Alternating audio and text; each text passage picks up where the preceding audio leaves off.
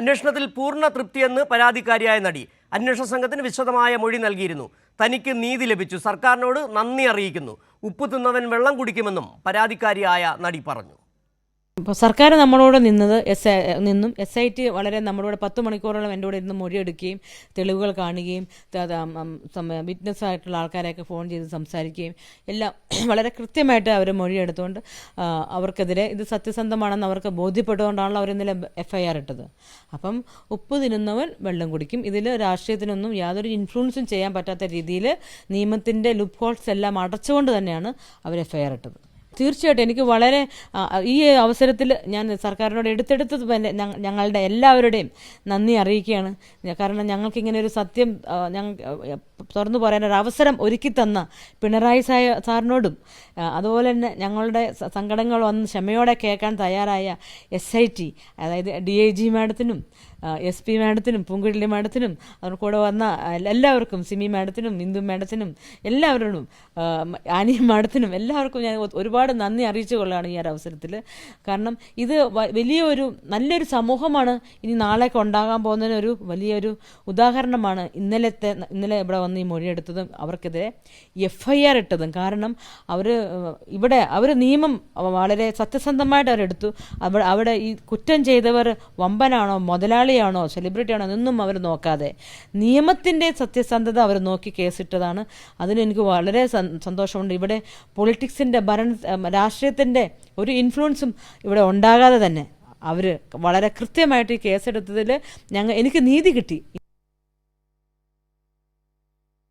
നീതി കിട്ടി എന്നാണ് പരാതിക്കാരിയായ നടി ഇപ്പോൾ മാധ്യമങ്ങൾക്ക് മുമ്പിൽ പറഞ്ഞപ്പോൾ കൂടുതൽ വിവരങ്ങളുമായി സാലി മുഹമ്മദ് കൂടി കൊച്ചിയിൽ നിന്ന് ചേരുന്നു. സാലി, നിലവിൽ ഇപ്പോൾ ഇനി അറിയേണ്ടത്, ഇപ്പോൾ നിലവിൽ പോലീസ് അന്വേഷണ സംഘത്തിന് ലഭിച്ച പരാതികളുടെ അടിസ്ഥാനത്തിൽ മുകേഷ്, ഒപ്പം തന്നെ ജയസൂര്യ, മണിയൻപിള്ള രാജു, പ്രൊഡക്ഷൻ എക്സിക്യൂട്ടീവ് ബിച്ചു അടക്കമുള്ളവർക്കെതിരെ കേസെടുത്തിരിക്കുന്നു. എറണാകുളം ജില്ലയിലെ 6 കേസുകളും ഒരു കേസ് തിരുവനന്തപുരം ജില്ലയിലുമാണ് രജിസ്റ്റർ ചെയ്തിരിക്കുന്നത്.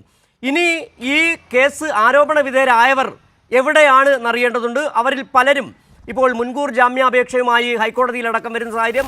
നേരത്തെ സംവിധായകൻ VK പ്രകാശ് മുൻകൂർ ജാമ്യാപേക്ഷയുമായി പോയിട്ടുണ്ട്. നിലവിൽ ഇവർ പല ഘട്ടങ്ങളിലായി പല നിയമോപദേശങ്ങളുടെ അടിസ്ഥാനത്തിലാണ് ചിലർക്കെതിരെ ജാമ്യമില്ലാത്ത വകുപ്പുകളും ചിലർക്ക് എതിരെ ജാമ്യം ലഭിക്കാവുന്ന വകുപ്പുകളുമാണ് ചുമത്തിയിട്ടുള്ളത്. നിലവിൽ എവിടെയാണ് ഈ നടന്മാർ, ജയസൂര്യ അടക്കമുള്ളവർ എവിടെയുണ്ട്? മുകേഷ് എവിടെയാണ്? ഒപ്പം തന്നെ മണിയൻപിള്ള രാജു എങ്ങനെയാണ്? അവരുടെ നിയമപരമായ വഴികൾ അവരെങ്ങനെയാണ് പരിശോധിച്ചുകൊണ്ടിരിക്കുന്നത്?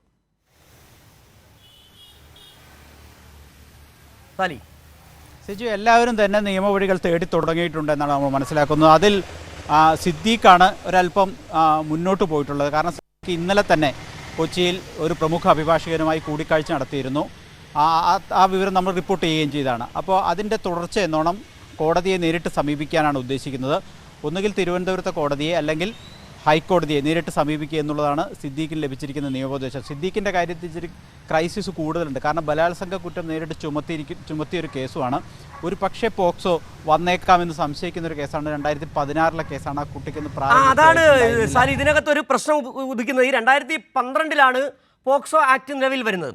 അതിനുശേഷമാണ്, അതായത് കുട്ടി അന്ന് ഈ പരാതി ഉന്നയിച്ച സമയത്ത് +1 +2 പഠിക്കുന്ന സമയത്തായിരുന്നു. അതായത് പോക്സോ ആക്ട് നിലവിൽ വന്നതിന് ശേഷം പോക്സോ ആക്ട് പ്രകാരം കേസെടുക്കുകയാണെങ്കിൽ സിദ്ദീഖിന് ജാമ്യം ലഭിക്കാനുള്ള സാധ്യതയില്ല.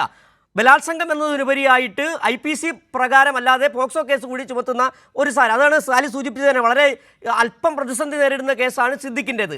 ഈ 16-ാം തീയതി 2016 കേസെടുത്തെങ്കിൽ സ്വാഭാവികമായും പോക്സോ ആക്ട് നിലനിൽക്കും സിദ്ദീഖിനെതിരെ.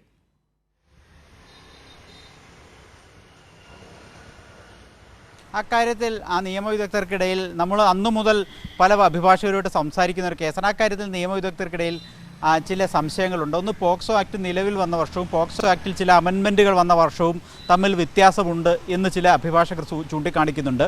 ഈ അമെൻമെൻറ്റ് വന്ന വർഷം കണക്ക് കൂട്ടിയാണ് കേസെടുക്കുന്നതെങ്കിൽ സിദ്ദീഖിനെതിരെ പോക്സോ നിൽക്കില്ല. പക്ഷേ പോക്സോ ആക്ട് നിലവിൽ വന്ന വർഷം കണക്ക് കൂട്ടിയാണെങ്കിൽ സിദ്ദീഖിനെതിരെ പോക്സോ നിൽക്കും.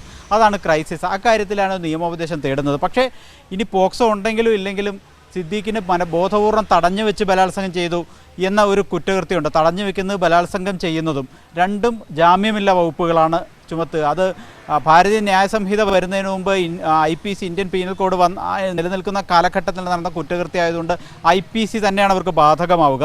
ആ IPC അതേ വകുപ്പുകൾ തന്നെയാണ് അവർക്ക് സിദ്ദീഖിനെതിരെ ചുമത്തിയിരിക്കുന്നതും. അപ്പോൾ സിദ്ദീഖ് ഇക്കാര്യത്തിൽ ഒരു ക്രൈസിസ് നേരിടുന്നത് ബലാത്സംഗ കുറ്റമുണ്ട് എന്നുള്ളത് തന്നെയാണ്. ഇനി പോക്സോ വന്നെങ്കിൽ അതിനേക്കാൾ ഗൗരവതരവും കേസ്, മാസങ്ങളോളം ജയിലിൽ കിടക്കേണ്ടി വരും. ബലാത്സംഗ കുറ്റമാണെങ്കിൽ നേരെ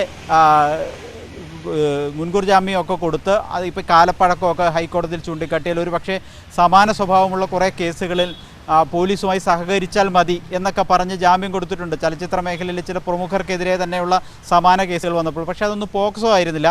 ഇനി പോക്സോയിലേക്ക് കേസ് വരികയാണെങ്കിൽ സിദ്ദീഖിനെ സംബന്ധിച്ചിടത്തോളം വല്ലാത്ത പ്രതിസന്ധിയാണെന്ന കാര്യത്തിൽ തർക്കമില്ല. അതുകൊണ്ടാണ് അദ്ദേഹം കഴിഞ്ഞ ദിവസങ്ങളിൽ 2 ദിവസങ്ങളായി പല തരത്തിലുള്ള അഭിഭാഷകരുമായി കൂടിക്കാഴ്ച നടത്തുകയും ആ അഭിഭാഷകർ തന്നെ കൂടുതൽ നിയമവിദഗ്ധരുമായി ചർച്ച നടത്തുകയൊക്കെ ചെയ്തു വരുന്നുണ്ട് കഴിഞ്ഞ 2 ദിവസമായി. അതിൻ്റെ ഭാഗമായി ഇന്ന് തന്നെ സിദ്ദീഖ് കോടതിയിലേക്ക് നീങ്ങാൻ തന്നെയാണ് സാധ്യത. കാരണം ഇനി 164 സ്റ്റേറ്റ്മെൻറ്റ് ഈ കുട്ടിയുടെ ലഭിച്ച് അതിന്മേൽ നടപടികൾ പൂർത്തിയാക്കുന്ന സാഹചര്യത്തിൽ അത് കേസ് കൂടുതൽ കട്ടിയാവും, ഗൗരവതരമാകും. അതാണ് സിദ്ദീഖ് നേരിടുന്ന പ്രതിസന്ധി.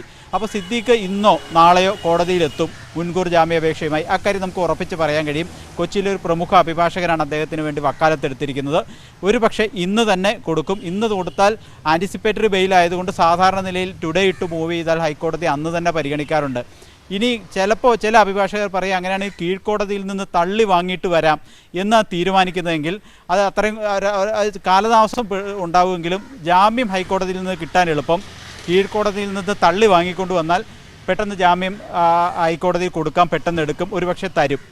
പക്ഷേ നേരെ മറിച്ച് കോടതി അങ്ങനെയാണെങ്കിൽ നിങ്ങൾക്ക് വിചാരണ കീഴ്ക്കോടതിയെ സമീപിച്ചുകൂടായിരുന്നോ എന്നൊക്കെ ചോദിച്ച് ചിലപ്പോൾ പെൻഡിങ് വെക്കാനും സാധ്യതയുണ്ട്. അതുകൊണ്ട് 2 തരത്തിൽ അഭിഭാഷകർക്കിടയിൽ ചർച്ച നടക്കുന്നുണ്ട്. ഈ ജയസൂര്യയുടെ ഒരു നടപടിക്രമങ്ങൾ എങ്ങനെയാണ്? ജയസൂര്യ ഇവിടെ ഇല്ല, അമേരിക്കയിലാണ് എന്നുള്ള വിവരങ്ങൾ കൂടി പുറത്തു വരുന്നുണ്ട്.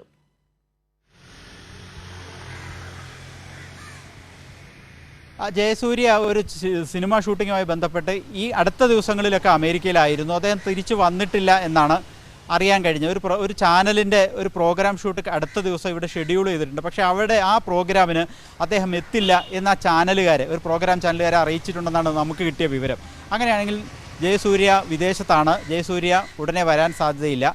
ഇനി വന്നില്ലെങ്കിൽ 2 സാധ്യതയുണ്ട്. വന്ന് നിയമവഴിക്ക് കീഴടങ്ങി മുന്നോട്ട് പോകാം, അല്ലെങ്കിൽ അവിടെ നിന്ന് ആൻറ്റിസിപ്പേറ്ററി ബെയിൽ അപേക്ഷ നൽകാം.